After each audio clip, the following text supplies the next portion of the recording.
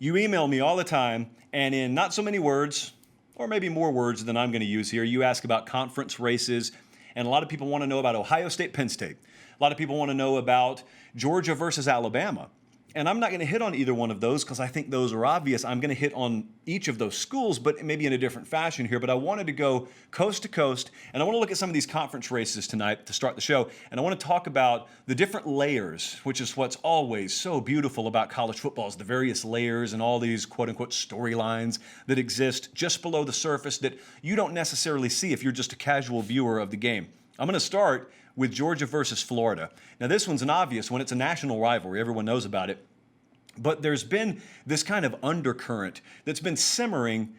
It's there every year. These two hate each other. But there's specific undercurrent I'm talking about has been simmering since game week of last year. To remind you, last year, they both have byes before they play each other. Georgia had just lost to South Carolina in a +4 turnover debacle on a Saturday afternoon in Athens. That South Carolina team goes on, even beating Georgia, to miss a bowl game. That's how bad that Saturday was. And there was overwhelming sentiment, not too unlike most preview magazines out there right now. There was overwhelming sentiment that was going to be Florida's year, 2019, just this past season. That was going to be Florida's Saturday. I was on the field for that game. It was third down conversion after third down conversion after third down conversion for Georgia. They end up winning a one-possession game. That game's always tight.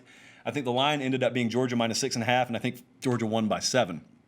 So a lot of money lit on fire, and a lot of kids eating ramen noodles the following couple of weeks down near Gainesville after that. And ever since then, obviously, the focus shifts towards 2020, and I want you to think about this from a couple of points of view. From Georgia's point of view, you've got varying perspectives in that fan base. You've got the perspective of, we love where recruiting is now, but we haven't gotten over that hump. We hadn't won a national championship. We've run into Alabama a couple of times, and we want to get the job done. But the other side of that coin is we're owning Florida in recent history.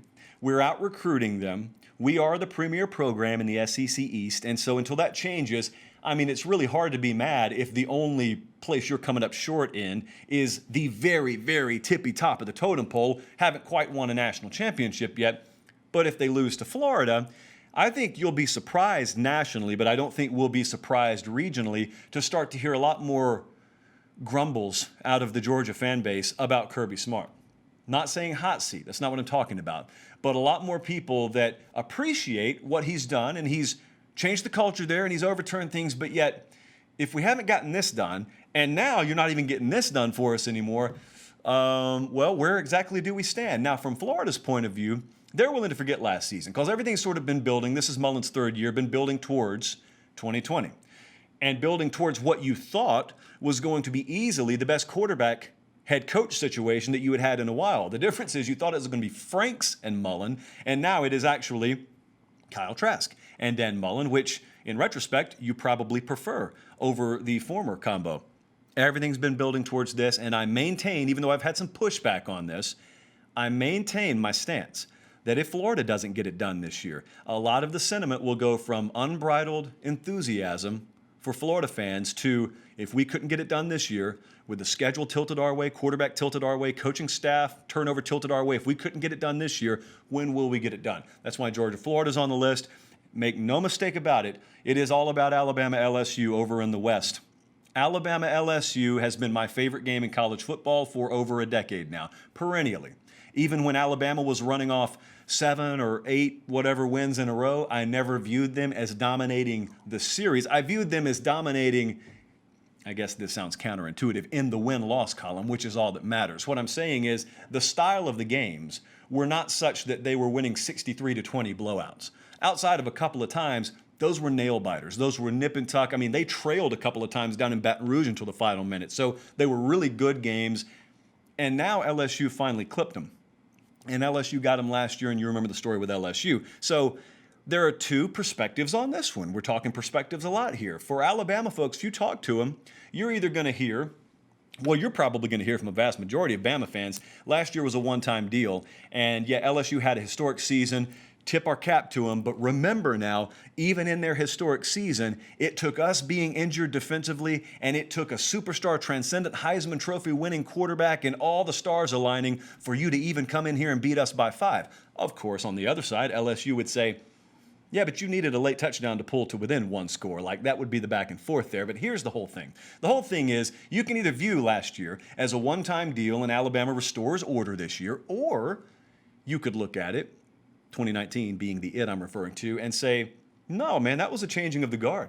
A lot of stuff occurred last year, and you can't hit the fast forward button and know how it's going to play out, but you'll see this year, if Alabama goes down there in Baton Rouge and they lose, all of a sudden you got back-to-back losses. Nick Saban to Ed Orgeron, back-to-back losses, and you're taking a new quarterback down there. Don't care who it is this year. You're taking a new quarterback down to LSU. I can't tell you if they'll have 10,000, 50,000, 100,000, or even 1 people in the stands, persons in the stands. But Bryce Young, we're looking at film of him right now. Maybe it's him. Maybe it's Mac Jones. I mean, you know, I feel as strongly about Alabama as anyone this year, but let's not pretend like there aren't questions. There are questions with everyone. Now let's go all the way out to the West Coast. I think it's pretty much a no-brainer where we go here too. Oregon, USC, I'm so excited about this year. I want you to think about this. Think about it from Oregon's perspective. You would think after a team loses a first-round caliber quarterback that it's an automatic step back.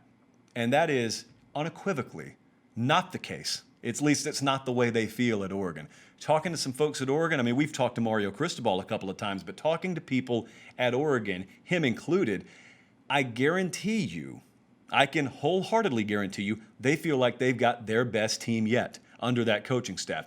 And speaking of the coaching staff, they've upgraded the coaching staff. Joe Moorhead was, ill-equipped to be the head coach at Mississippi State. He's perfectly equipped to be the offensive coordinator at Oregon. That was a huge pickup. Again, talking to Cristobal a couple of weeks ago, that's one of those blessings that just falls in your lap, and you look around and it's like someone's playing a prank on you. It's kind of like the insurance commercial where the guy's got the dollar bill and it's you got to be quicker.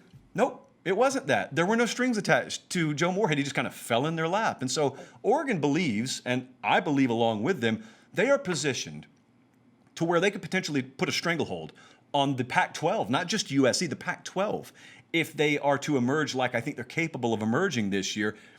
But all the while, I mean, think about that. You lose a first-round talented quarterback, and yet you think the net is still an upgrade for your team. USC all the way down the coast is in wounded animal mode. That's the best way to describe them as a program. A majority of their fan base, a majority of the nation thought that Clay Helton would be out after last year. You get the new AD in there late in the season. The president doesn't really want to make a move, and for whatever litany of reasons, Clay Helton is still there. I'm not here to call for a guy's job. I don't think I've ever done that. I never will do that. I just observe and kind of try and read the tea leaves. And the tea leaves are, I was over on the USC football message board the other day. Ryan Abraham and the guys do a great job of running that site for us at 24/7 Sports, and I've never seen a consensus like this. I went on there before our Thursday show because we talked about Clay Helton and we talked about Southern Cal, and I went on there and I just asked, hey, what's the sentiment? And specifically I said, if you win the Pac-12, if you go 10-2 or better, you win the Pac-12, that's great. But if I gave you 2 scenarios and it's 8-4 or 4-8, what would you rather have? And a lot of them, a vast majority, not only said we'd rather have 4-8 if that's what it takes to get this coaching staff out of here, but there was I think it was over 90% consensus that Clay Helton is on borrowed time, lame duck status as a head coach. They're still recruiting very well right now, which is shockingly refreshing given the disaster that was last year's class. They're in the top 10 in the 24/7 Sports team rankings right now, so it hasn't torpedoed recruiting yet. But think about Southern Cal's schedule before they go to Oregon, and they do have to go to Eugene for that game. Before they go there, they will have already played Bama in week 1, neutral site game. They will have played Arizona State, and they will have played at Utah. There's no doubt in my mind USC's season, and perhaps more than that, is on the line by the time they play Oregon. Oregon, though, knows. Oh, they know. That's their chance. That's a Super Bowl for them because it is their chance to knock out, to them, the biggest threat standing between them and total domination for an extended period of time as being the alpha program on the West Coast. How about we go to Penn State, but we're not going Penn State, Ohio State. We're going Penn State, Michigan. Jockeying for position right now. Back in the day, Colin, I don't know if they still do this, but back in the day, some of the best matches you would ever see in pro wrestling were not for the heavyweight championship. They were for the number one contender for the heavyweight championship. And that was basically to see who was going to wrestle at the upcoming pay-per-view for the world title.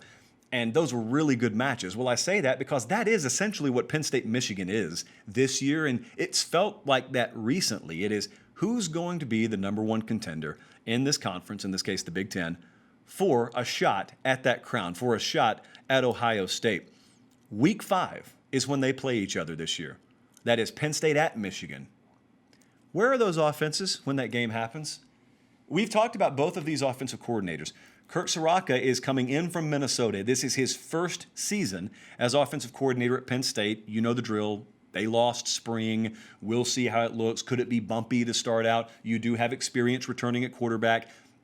I like their offensive line situation, looking for playmakers out wide. That's where they have to develop. Whereas Josh Gaddis enters year 2 as offensive coordinator at Michigan. Now there, you have some quarterback uncertainty. You get the feeling that maybe the national perception on who the starter may be there could differ the closer you get to the actual fans who follow the program day to day. Offensive line is a far bigger mystery for them. So whatever the case may be, you got questions everywhere. By week 5, that's when they play. What do those respective offenses look like? Now for Michigan, before they play that game, they go to Washington in week 1, and then they will have played Wisconsin, I believe, the week before they play Penn State. Penn State has not played a conference game to this point in week 5 where they'll be even close to an underdog. They will have played at Virginia Tech in their out of conference. And that'll be the biggest test that they've had. That'll be a road test for them before that. That one is going to be really, really fun to watch. How about Texas, Oklahoma State? Didn't go Texas OU. I think that was pretty obvious. Texas, Oklahoma State. This is the last game in the regular season for each team. There could be a New Year's 6 spot on the line here, and that's in that kind of scenario where, let's say Oklahoma wins the conference again, and let's say they're a playoff team. Well, then obviously that bumps everyone up the ladder, the bowl pecking order, and you could have a New Year's 6 spot on the line like Texas benefited from a couple of years ago when they went to the Sugar Bowl. We're going to talk about that Sugar Bowl and how it relates to Tom Herman a little bit later in the show. But there's such a wide range of possibilities here. You could really, probably more likely than not, have a spot in the Big 12 championship game on the line. You could have these two teams, this is not out of the realm of possibility, it's unlikely, but not out of the realm of possibility, for these two teams to be playing knowing they're going to play again the next week. That could happen. These are 2 of the 3 favorites in the Big 12 this year. I don't think we should necessarily sleep on Iowa State, but I mean, it would be dishonest to call this a matchup of anything other than 2 of the 3 top teams in the Big 12 this year. But this could be a rematch scheduled a week later. This could be one team with a Big 12 title slot on the line. It could be that they are playing to line up opposite Oklahoma a week later in the Big 12 title game, or it could be irrelevant. Both programs could have massively underperformed this year. So such a wide range is the reason I put that there. And also, for different reasons, you'll have a circle around each head coach. And we're going to talk about Tom Herman again later in the program. I mean, if Texas is limping towards the finish line at that point, we've seen the headlines before. Hey, there are whispers out of fill in the blank. In this case, it would be Austin.